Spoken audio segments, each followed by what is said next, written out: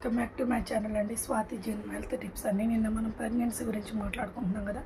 Pregnancy late చేయొచ్చా, post phone చేయొచ్చా లేదా అనే విషయం గురించి చెప్పుకుంటున్నాము. ఇంకోటి ఏంటంటే ప్రెగ్నెంట్ ఎందుకు లేట్ చేయాలి దాని గురించి మాట్లాడుకుందాం. వెళ్ళే ముందు ఫర్దర్గా 2-3 వీడియోస్కి ముందు ఒక వీడియో చేశానండి. దానికి ఒక సిస్టర్ ఒక కామెంట్ పెట్టారు. ఏం పెట్టారంటే, మీరు వీడియోస్ చేస్తున్నారు కానీ మంచి మాటలు చెప్తున్నట్టు నటిస్తున్నారు కానీ మీరు మంచి మాటలు చెప్పట్లేదు. షాల్ వేసుకొని అదే చున్నీ వేసుకొని వీడియోలు చేయండి అన్నట్టు చెప్పారు. చున్నీ వేసుకొని వీడియో చేయండి అన్నదానికి నేను ఓకేనండి, ఒప్పుకుంటాను, వేసుకొని చేస్తాను. కానీ ఆమె ఏం పెట్టారంటే, మీరు మంచి మాటలు చెప్తున్నట్టు నటిస్తున్నారు కానీ ఏమాత్రం అలా నాకు కనిపించడం లేదు అని చెప్తున్నారు.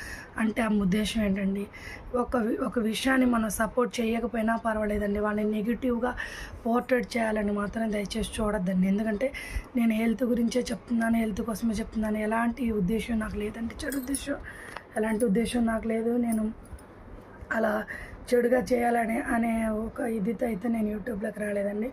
నేను మామూలుగా మంచి వీడియోసే చేద్దామని యూట్యూబ్లో హెల్త్ వీడియోసే చెప్దామని వచ్చాను. కానీ నేనేం డ్యాన్స్లు వేసే వీడియోలు ఇంకోటి ఏం నేను చేయట్లేదండి. ఒక డ్యాన్స్ వేసినా తప్పు కాదు, నేను చెప్తున్నాను ఒక ఎగ్జాంపుల్గా. సిస్టర్ మీరు కొంచెం చూసుకోండి, ఒకళ్ళు అనే ముందు కొంచెం ఆలోచించుకొని చేసేసి బ్యాడ్ కామెంట్స్ ఎవరు పెట్టద్దండి ప్లీజ్. ఓకేనా, మనం టాపిక్లో వెళ్దాము. ప్రెగ్నెంట్ గురించి మాట్లాడుకుంటున్నాం కదా. ప్రెగ్నెంట్ ఎందుకు లేట్ చేయకూడదని దాని గురించి చెప్పాను కదండి. మామూలుగా లేడీస్లో హెల్త్ ప్రాబ్లం ఉన్నప్పుడు మనం హాస్పిటల్కి వెళ్ళి చెక్ చేయించుకుంటే, గైనకాలజిస్ట్ దగ్గరికి వెళ్ళి చెక్ చేయించుకుంటే చూసి వాళ్ళు చెప్తారండి ఏంటి విషయం అనేది. అలాగే జెంట్స్కి కూడా హెల్త్ ప్రాబ్లం వచ్చే అవకాశం ఉంటుందండి, వాళ్ళు కూడా చూసుకోవాల్సింది. అంటే వాళ్ళకి స్పర్మ్ కౌంట్ తక్కువగా ఉంటుందండి. కొంతమందిలో స్పర్మ్ కౌంట్ తక్కువగా ఉంటే బేబీస్ రావడానికి కూడా చాలా ఛాన్స్ తక్కువగా ఉంటుంది. ఇంకో విషయం ఏంటంటే, హెల్తీ స్పర్మ్ ఉండదండి. స్పర్మ్ కౌంట్ లేకపోయినా ప్రాబ్లమే, హెల్తీ స్పర్మ్ లేకపోయినా కూడా ప్రాబ్లమేనండి. ఆ రెండు గురించి మీరు ఒకసారి చూసుకోండి.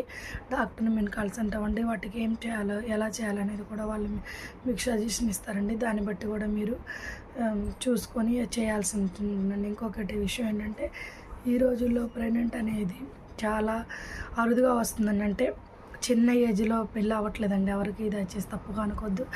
ఒక ఏజ్ అంటే 30-35 అలా మ్యారేజ్ చేసుకుంటున్నారని సెటిల్ అవ్వాలనే ఉద్దేశంతో కానీ, ఫ్యామిలీకి సపోర్ట్గా ఉండాలనే ఉద్దేశంతో కానీ, what ever it may be అండి, వాళ్ళ పర్సనల్ ప్రాబ్లమ్స్ వాళ్ళు ఇవ్వండి. నేను ఎవరిని తప్పుగా ఉద్దేశించట్లేదు. కానీ ఏ వయసులో జరగాల్సిన ముచ్చట్లు ఆ వయసులో జరగాలనేది నా ఉద్దేశం. ఏంటంటే, మీరు ఒక సర్టన్ ఏజ్ వచ్చిన తర్వాత మీరు మ్యారేజ్ చేసుకుంటే పిల్లలు కూడా త్వరగా పుట్టడానికి అవకాశం ఉంటుంది. మీకు హెల్త్ ప్రాబ్లం రాకుండా ఉండడానికి కూడా ఛాన్స్ ఉంది. చూసుకోండి.